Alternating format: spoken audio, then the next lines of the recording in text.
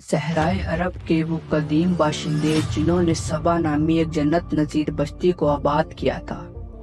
قوم سبا جنہیں اللہ نے بے شمار نعمتوں سے نوازا تھا، لیکن انہوں نے ایسا کون سا جرم کیا تھا کہ ایک قدرے سے چوہے نے ایک عظیم بستی کو تباہ و برباد کر دیا۔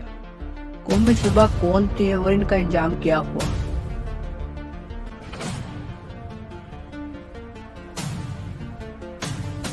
قرآن مجید میں اللہ نے ہمارے لیے سبق آموز قصے بیان کیے ہیں، جہاں کہیں کسی قوم کی کسی برائی کا ذکر ہے تو کہیں کسی قوم کی سرکشی کا تذکرہ ہے۔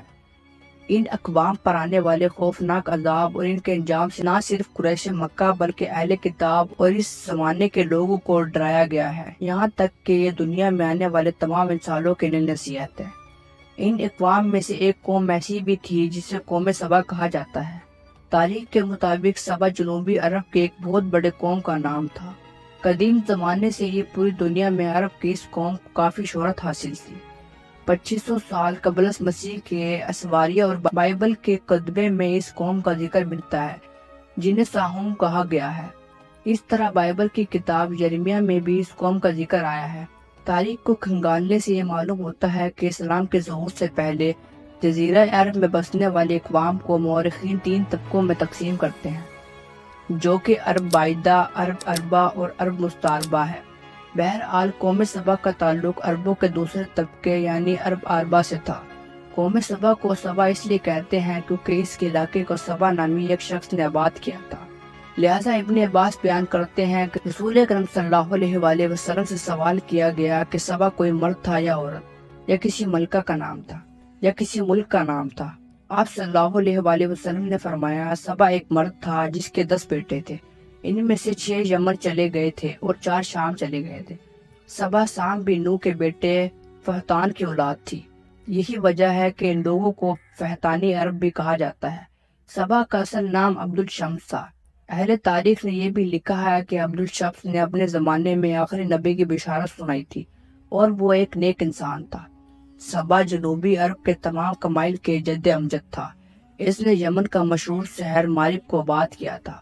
ابن کثیر نے یہ بھی لکھا ہے کہ سبا بعد میں یمن کے بادشاہوں کا لقب ہو گیا تھا، اور ملکہ سبا یعنی بلقیس کا تعلق بھی اس سلطنت سے تھا۔ قوم سبا کی سلطنت ایک زمانے میں اتنی طاقتور ہو گئی تھی کہ مصر، شام، ایران اور ہند تک کے علاقے تک پھیل گئی، جہاں کے کھنڈرات میں ان کے نشانات اب بھی موجود ہیں۔ قوم سبا کا عروج کا زمانہ 1100 قبل مسیح کا ہے۔ جب داؤد اور حضرت سلیمان علیہ السلام کی حکومت آئی تو یہ قوم ایک مالدار قوم کی حیثیت سے مشہور ہو چکی تھی۔ تاہم میں اس قوم کے لوگ سورج کی پرستش کیا کرتے تھے، لیکن جب ملکہ بلقیس کی حکومت آئی تو حضرت سلیمان علیہ السلام کے ہاتھوں قوم سبا کے لوگ مسلمان ہو گئے اور شرک و بت پرستی ترک کر دی۔ امام ابن کثیر لکھتے ہیں کہ قوم سبا کے علاقے میں مارب نامی ایک شہر تھا۔ یہ شہر بلق نامی 2 پہاڑوں کے درمیان تھا۔ پہاڑوں سے بارش کا پانی آنے کی صورت میں شہر ہمیشہ سیلابوں کی زد پہ رہتا۔ لہٰذا اس شہر کے بادشاہوں نے، جس پہ ملکہ بلقیس کا نام بھی آتا ہے، دونوں پہاڑوں کے درمیان ایک مضبوط بند تعمیر کیا، جس نے سیلاب کو روک کر پانی کا ذخیرہ بنا دیا۔ بند کے اندر اوپر نیچے پانی نکلنے کے لیے 3 دروازے بنائے گئے۔ اس بند کے نیچے ایک بڑا تالاب تھا جس میں 12 نہریں نکالی گئیں جو شہر کے مختلف اطراف میں پہنچائی گئی۔ دونوں پہاڑوں کے کنارے پر باغات لگائے گئے تھے جس میں ہر طرف کے درخت اور ہر قسم کے پھل بکثرت پیدا ہوتے تھے۔ کہتے ہیں کہ قدرت کی فراوانی اس قدر تھی کہ ایک عورت سر پر ٹوکری لے کر چلتی تو درختوں سے ٹوٹ کر گرنے والے پھلوں سے وہ ٹوکری خود بخود بھر جاتی۔ سینکڑوں میلوں میں پھیلے باغات کا سلسلہ دیکھنے سے یوں لگتا تھا کہ یہ خوابوں کا شہر ہے۔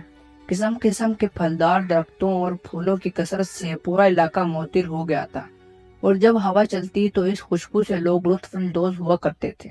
وہیں خود اس علاقے میں عود، عنبر، مشک، دار چینی اور بے شمار چیزوں کی پیداوار ہوتی تھی۔ اللہ نے اس قوم کو بہت سی نعمتیں عطا کی تھی، جس میں سردی گرمی کا اعتدال اور آب و ہوا ایسی صحت بخش کہ پورے شہر میں مچھر، مکھی، سانپ، بچھو جیسے موذی جانوروں کا نام نہیں تھا۔ کہتے ہیں کہ ملکہ بلقیس سے سلیمان علیہ السلام کا رشتہ ہو جانے کے بعد قوم سبا ایک لمبے عرصے تک توحید پر گامزن رہی، مگر بعد میں انہوں نے بغاوت کی اور سرکشی شروع کر دی۔ وہ لوگ کافر ہو گئے۔ ان کے اندر شرک و بت پرستی کا ظہور ہو گیا۔ المکا یعنی چاند دیوتا، اشتر یعنی زہرا ستارہ، زاب یعنی سورج دیوتا، اور اس طرح کے بہت سارے باطل دیوی دیوتاؤں کی پوجا شروع کر دی۔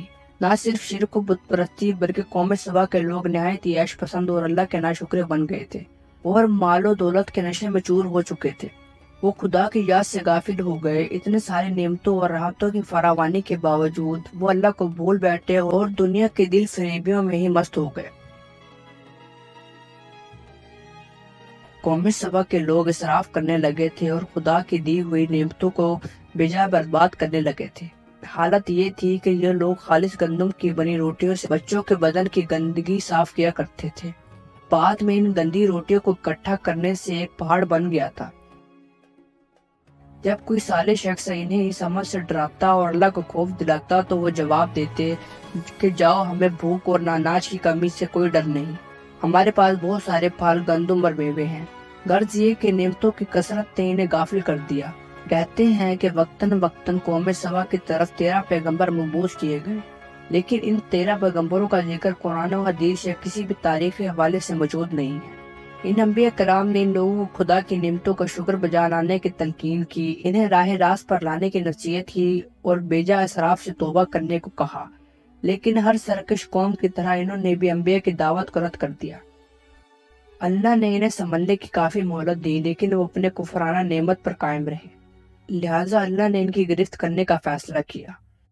قوم سبا کے جرم کے پاداش میں ان پر چوہوں کو مسلط کر دیا گیا۔ ان چوہوں نے ان کے عظیم مارم ڈیم کا رخ کیا اور بند کو نیچے سے کھودنا شروع کر دیا اور اس میں سوراخ کرتے چلے گئے۔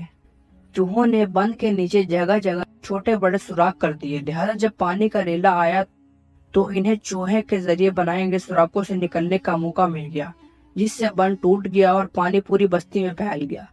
قوم سبا کے تمام باغات اور کھیت پانی میں غرق ہو گئے۔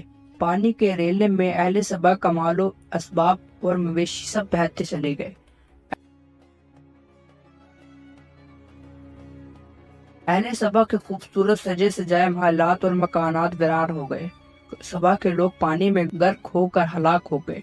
مورخین لکھتے ہیں کہ سبا کے کچھ لوگ بھاگ کر عرب کے وسط یثرب چلے گئے۔ یہ قبیلہ اوس و خزرج تھا، جنہوں نے بعد میں مدینہ شہر کو آباد کیا۔ قوم سبا کے اس واقعے میں ہمارے لیے یہ سبق موجود ہے کہ اگر اللہ تعالیٰ ہمیں بہت زیادہ رزق عطا فرمائے تو ہمیں اس رزق کو ضائع کرنے کے بجائے اللہ تعالیٰ کا شکر ادا کرنا چاہیے